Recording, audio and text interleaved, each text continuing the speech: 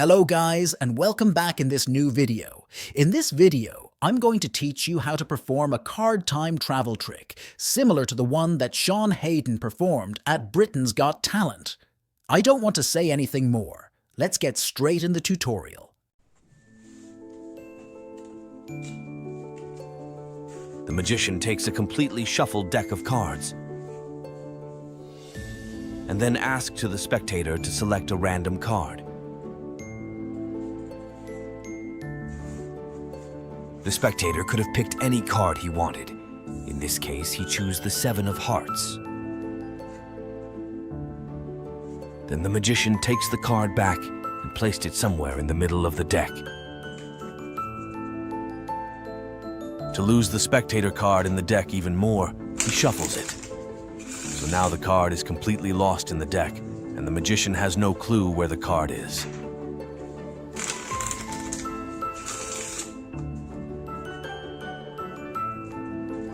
Then the magician does something even more complicated. He starts mixing face-up cards with face-down cards, creating an incredible chaos inside the deck.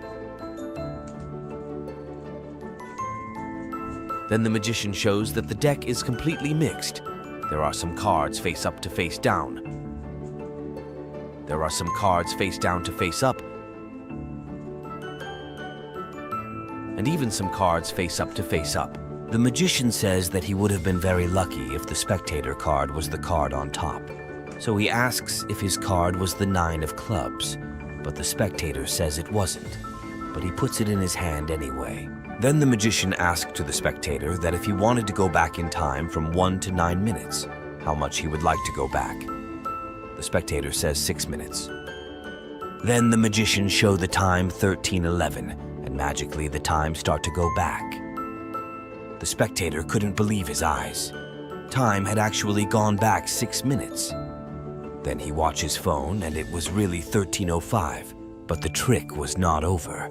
The magician says that 6 minutes ago the cards of the deck were all in the same direction, and that the spectator card was in his hands. All you're going to need to do the trick is a deck of playing cards and a phone. The trick is completely impromptu, so you can perform it also with a borrowed deck of cards. If you want, you can also shuffle the deck before the performance to show that you have no setup. Then you have your spectator select a completely random card and ask them to remember it. In this case, the spectator picked the Ace of Hearts after he memorized it. Take the card back, and you have to control it at the top of the deck. To do so, in the performance I used a double undercut, but you can use the control you prefer. The important is that you control the card on top. To do a double undercut, you have to take the spectator card and place it somewhere in the middle of the deck. Then push the card down and separation will open, and in that separation, you will put a thumb break. Once you have the thumb break, cut about half of the second portion of the deck, and then the other portion. If you have done it correctly, the spectator card will be on top. Now to give the spectator the impression that you are losing his card even more, you can do a riffle shuffle. But be careful to not mix the first cards, so the spectator card will remain on top of the deck. Next, we have the second part of the trick, in which you give the spectator the idea that you are mixing face-up cards into face-down cards. To do so, you take some cards, then turn them over like this, and say that in this way you are mixing the deck randomly. In reality, you're actually dividing the deck into half face-up cards and half face-down cards.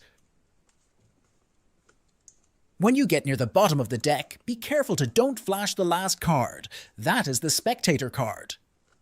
To make sure you don't flash it, when you're left with 5 or 6 cards, put them together with the rest of the deck. Now, if you have followed all the steps correctly, you should have a situation similar to this, about half cards face up and the remaining half face down. Then you show the spectator that the deck is really mixed. You cat in the first half of the deck and you show him that here there are face-up cards with face-down cards. Then you cut in the second half and you say that there are face-down cards with face-up cards. Then you cut the separation that appeared at the center of the deck, and here you say that there are even face-up to face-up cards. After you cut, instead of putting the portion you cut it back as it was, you flip it. Now you have to give the spectator the impression that his card is not on top of the deck. To do so, you do a double lift. To do the double lift, you have to take a pinky break under the first 2 cards.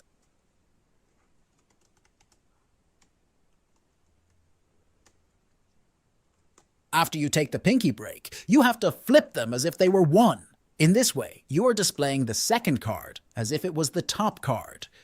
After you flip them back, the spectator card is again on top of the deck, and now you say that also if it wasn't his card, you are going to put it in his hands, but in reality, you are giving him his card. Now take your phone for the time travel part. In the performance, I used Chronoglide. That is the best app for doing time traveling trick. The app only costs 99 cents, but it's absolutely worth it because you can do so many tricks with it, and you can even perform it alone. You can find the link to download Chronoglide in the description. Once you are here, ask the spectator how much he would like to go back in time from 1 to 9 minutes. Press the button with the chosen number, and then show the spectator the time. In this case, he chooses 6, and 6 minutes are added to the real time. Now when you are ready, press the time 2 times and magically times will start to go back. After the time came back to the real one, you can also ask the spectator to check on his phone that we actually came back in time. And believe me, you will always fool everyone.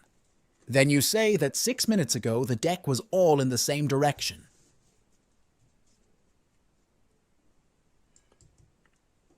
And that the spectator card was in his hands. And that right there is the trick, so I hope you guys enjoyed this one. Let me know if you want a more in-depth tutorial about Chronoglide. That's all from the Magic Academy, so see you next time.